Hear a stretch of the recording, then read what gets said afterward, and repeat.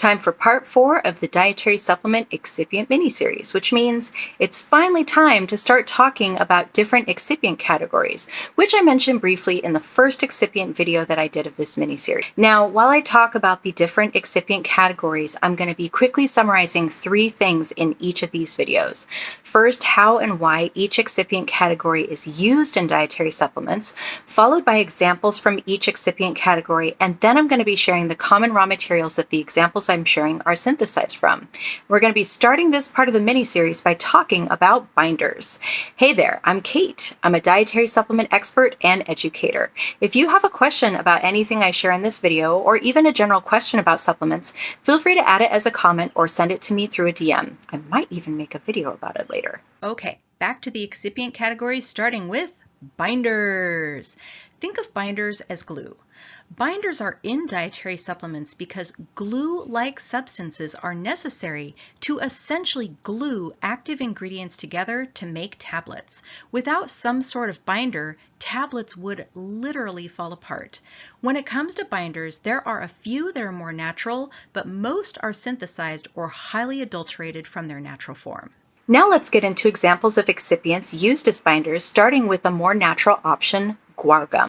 Guar gum can also be included in supplements as a disintegrant and an emulsifier, which, to clarify, are actually different excipient categories than the one that we're talking about today, which is binders. Guar gum is a naturally occurring polysaccharide that's extracted from guar beans and used most often as a thickener and/or stabilizer when added to foods, such as higher quality ice cream to help keep ice crystals from forming.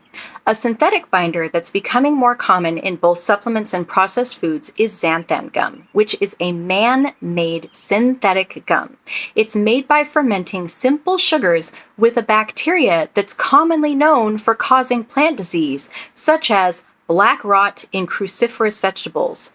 But in this little video, it wouldn't be complete without me mentioning the most common binder in dietary supplements, which are some of the many forms of cellulose. Cellulose is commonly derived from cotton, which is one of the top bioengineered, also known as GMO crops, or softwood pulp.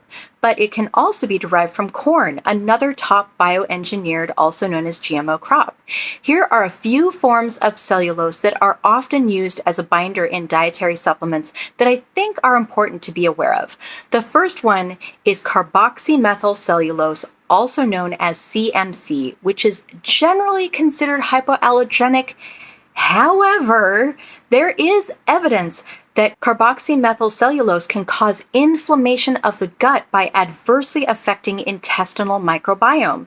Ingesting it, even in trace amounts, can be triggering in people with inflammatory bowel diseases, such as ulcerative colitis and Crohn's disease. There are also many non-food applications of how CMC is used, including being used as a low-cost electrode binder for lithium-ion batteries, in the oil drilling industry as a viscosity modifier, and in laundry detergents as a soil suspension polymer. For those of you who would prefer to stay away from this form of cellulose, know that CMC is also a common additive in commercial ice cream, processed gluten-free foods, and low-fat products.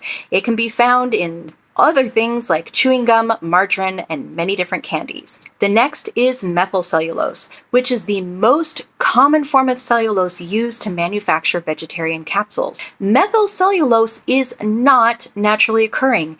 It is synthesized by heating cellulose with lye, also known as sodium hydroxide, which is then treated with methyl chloride, also known as chloromethane, which is synthesized by combining methanol, also known as methyl alcohol, with hydrogen chloride. In other words, there isn't much that's natural about methyl cellulose. It is often added to paper, paint, and construction materials such as mortar. The truth is, I could probably go on for hours about the different forms of chemically altered cellulose that are used as binders in dietary supplements. For example, ethyl cellulose, which isn't water soluble and therefore is also often used as a coating and/or time release agents, other excipient categories. Hydroxyethyl cellulose, which can also be used as a disintegrant, another excipient category, and is a common additive in paint, adhesive, welding rods, and joint fillers. Hypromellose, which is short for hydroxypropylmethyl cellulose, or HPMC. This is a common additive in tile adhesives, cement renders, paint and coatings, detergents, and cleaners. Then there's sodium cross-carmellose, which is also used as a disintegrant in dietary supplements, but covering them all would obviously take more time than we have for this simple little video. If it's a topic you're interested in, just know it's a very big rabbit hole that's easy to fall down once you start digging. My next video will quickly summarize the dietary excipient category carriers. I hope you found what I shared today helpful, and if you have a question about anything I shared or a general question about dietary supplements, feel free to add it as a comment or send it to me through a DM. And until next time, remember, critical thinking combined with discernment is a superpower.